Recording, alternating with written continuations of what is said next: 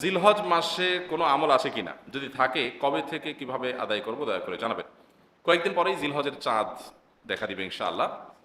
জিলহজের চাঁদ ওঠার পর থেকে নিয়ে জিলহজের প্রথম 10 দিন যে কোনো নেকামল বেশি বেশি করে করতে হবে। নবী করিম সাল্লাল্লাহু আলাইহি সাল্লাম বলেছেন, মা মিন আইয়ামিন আল আমালুস সালিহু ফীহিন্না আহাব্বু ইলাল্লাহ মিন হাদিল আইয়াম। জিলহজের প্রথম 10 দিনে নেকামল করলে আল্লাহ তাআলা যত খুশি হন, অন্য কোনো সময়ের আমলে আল্লাহ তাআলা এত সন্তুষ্ট হন না। ইবাদত এবং নেকামলের দ্বিতীয় বৃহত্তর মৌসুম হলো জিলহজের প্রথম 10 দিন। ইবাদতের সবচেয়ে বড় মৌসুম হলো রমজান মাস, এরপরে দ্বিতীয় বৃহত্তর মৌসুম হলো জিলহজের প্রথম 10 দিন। এই 10 দিনের নেকামল আল্লাহ তাআলার কাছে সবচাইতে প্রিয়। এই জন্য একজন ইমানদার এই 10 দিন, জিলহজের প্রথম 10 দিন বেশি থেকে বেশি নেকামল এবং ভালো কাজ করার চেষ্টা করবেন। বিশেষভাবে কি কি কাজ করবেন? নাম্বার 1, সাধারণভাবে নেকামলগুলো করবেন, যে কোনো নেকামলটা এই 10 দিনে বেশি বেশি করবেন। দ্বিতীয়ত, এই 10 দিনে আল্লাহর জিকির বেশি বেশি করবেন, আল্লাহর স্মরণটা বেশি বেশি করবেন। তাকবীর, তাহলিল, তাহমিদ, আল্লাহু আকবার, আল্লাহু আকবার, লা ইলাহা ইল্লাল্লাহ, আল্লাহু আকবার, আল্লাহু আকবার, লিল্লাহিল হামদ বেশি বেশি করে পাঠ করবেন।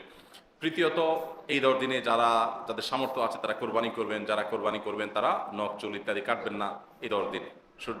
চাঁদ ওঠার আগে আগে কাটবেন আর কোরবানির পরে কাটবেন। এই 10 দিনে যাদের হজ করার সামর্থ্য আছে তারা হজ করবেন, যারা কোরবানি করার সামর্থ্য আছে তারা কোরবানি করবেন। এবং আইয়ামে তাশরিকের দিনগুলো জিলহজের 9 থেকে 13 তারিখ পর্যন্ত প্রত্যেক নামাজের পরে তাকবীর নারী পুরুষ সবাই পাঠ করবেন।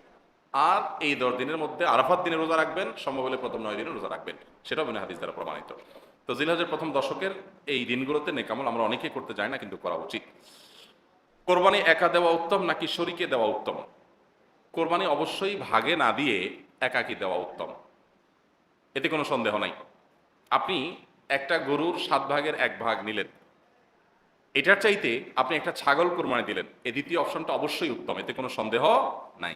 কারণ আপনি যখন শরীকে কোরবানি দিলেন তখন সেখানে অনেক শরীক, তাদের কার উপার্জন হালাল, কার উপার্জন হারাম, কার মিশ্র উপার্জন, কার নিয়ত গোশত খাওয়া, নানান রকমের ঝামেলা সেখানে থাকে। আর আপনি যখন একা একা দিলেন তখন সেই ঝামেলাটা আর থাকে না। তো এই জন্য একাকি কোরবানি দিলে সেটা অধিকতর উত্তম হয়। আমরা সাধারণত গরু কোরবানি না দিলে আমাদের দিলটা শান্তি হয় না। এই দিলটা শান্তি হয় না কি আল্লাহর জন্য, আল্লাহর রাস্তায় বেশি টাকা খরচ করার নিয়তে? সেটাই যদি হয় তাহলে অন্য খাতে দানের ক্ষেত্রে কেন এত আগ্রহ দেখা যায় না?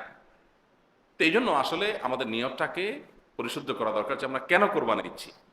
অতএব কোরবানি আপনি একা একা দিতে পারলে সেটা উত্তম। হ্যাঁ, শরীকে দিলে সেটা জায়েজ আছে, না জায়েজ না।